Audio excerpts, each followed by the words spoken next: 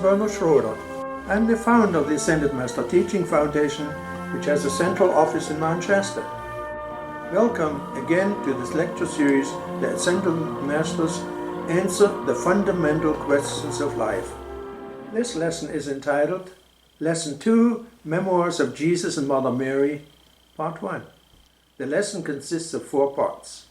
During this lesson, we shall discuss the following subjects: Mother Mary's childhood and training, Jesus' childhood, Jesus' training, Jesus fulfilling his public mission, the crucifixion, the resurrection of Jesus, Mother Mary describing Jesus' ascension, Jesus describing his own ascension, the first, Pentecost. These are the questions we shall answer. So let us start by describing Mother Mary's childhood and training. At the age of 3, Mary was taken by her parents to the temple of Luxor for instruction. There she remained until she attained maturity. The priests trained her in the powers of concentration. During her stay at the temple, Mary had to pass some severe tests and initiations. She stated to the students that she had hoped no ascended being would ever have to go through such tests again. Mary grew in beauty and grace, and the angels were her constant companion, enjoying the beauty of her company. There was practically no veil between the angelic kingdom and her. She was truly a queen of the angels.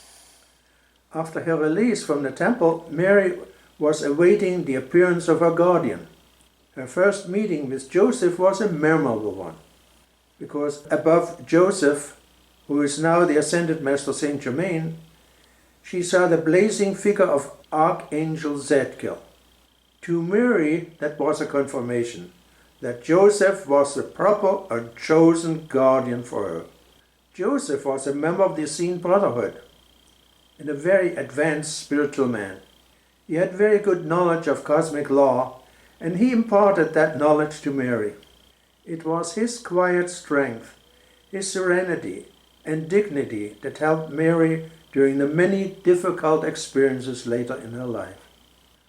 Now let us talk about Jesus' childhood. Mary lived in a state of constant listening grace. So it was easy for Archangel Gabriel to fulfill the pledge he had given to Mary before her embodiment.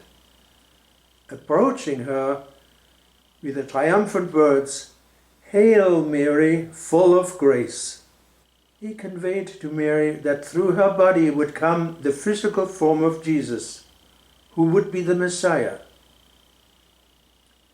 It was required of Mary to tell this event to no one but Joseph. Jesus was born at a time when the collective constructively qualified energy of the earth was at its lowest level since the days of Atlantis.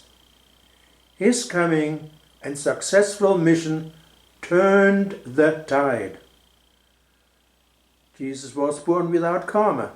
According to a dictation given by Jesus in 1953, in previous embodiments he was Apollonius of Diana, Zoroaster in Persia, and Joshua. The now Ascended Master Almoria, one of the 3 wise men, recalls his former embodiment as follows: "I too followed a star, once long ago, to the feet of an infant, as one of the 3 kings of the Orient. We all traveled in separate caravans and had no communication one with the other. We had studied the heavens for many years, each in his own country.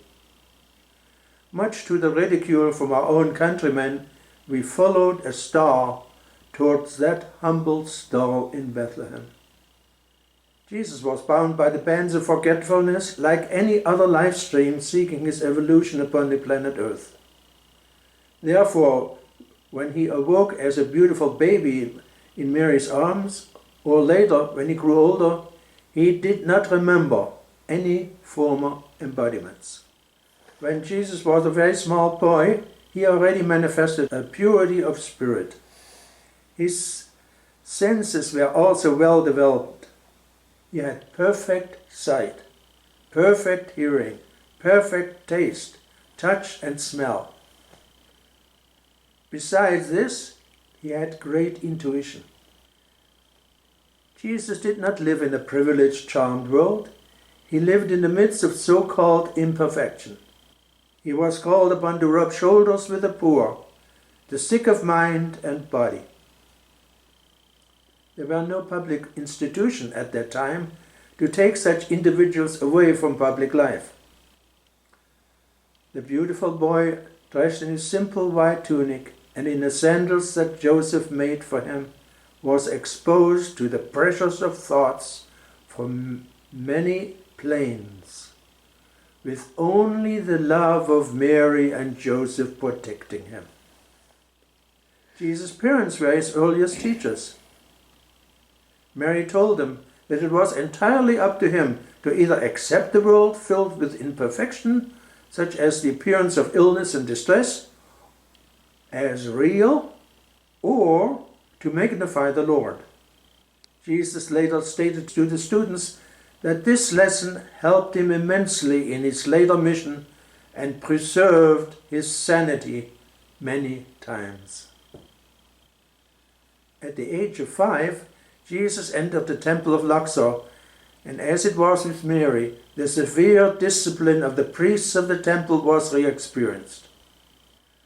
While Mary was not permitted to accompany Jesus to the temple, she was privately given the same lessons by the hierarch of the temple, Serapis Bey. That instruction was on the suspension of the breath, the resurrection of the body, and thus preparing her for events to come. This concludes this part of the lesson. I sincerely hope you enjoyed it, that we will meet soon again for another presentation of the teachings of the Ascended Masters. God bless you.